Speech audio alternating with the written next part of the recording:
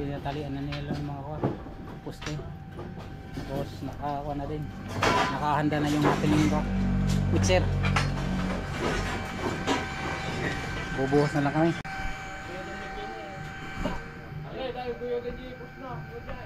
Release yung ato. Release May.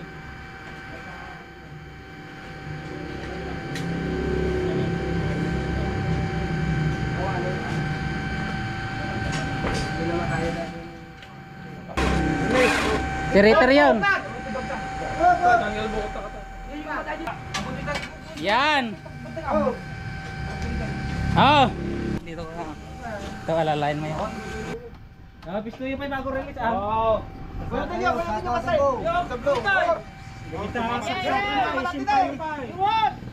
Tumama. Babae pala.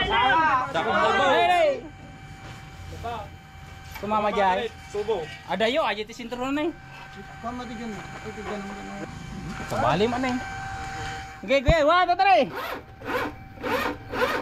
Yun. Sige, baba. Gura, di pa lang nakasinsintraw. Baba, ininot. Ininot lang. Baba. Sige. Baba.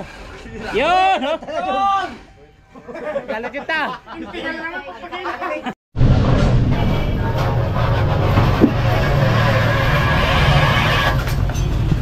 One.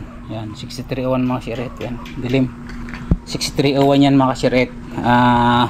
Mabibili ito sa mga dealer ng motorcycle parts. Yan, bali ang ginawa ko dito is nagbaluktot lang tayo dito ng yan. Bali 12mm tong ginamit natin. Bali ganyan lang yung gagawin nyo. Yan, parang heart shape. Yan, tapos greenine lang natin ng konti yung kanyang mga spike para pumasok yung maging round yung dulo niya. Ito yan, maging round. Tapos ang ginawa ko dito mga siret yan, hinati ko siya sa bali yung portion na lang yan yan.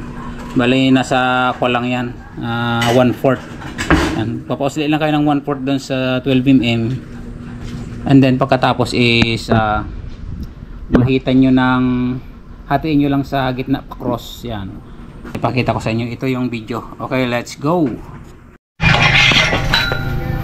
Yan, bali ito na yung mga kasiret yung DIY natin. Yan, ito yung application yan. Yan o, bali gumawa tayo ng yung scaffolding sa construction.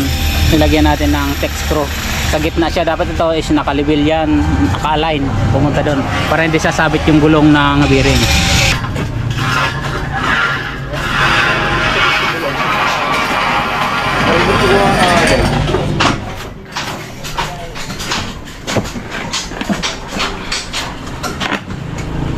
Pang short.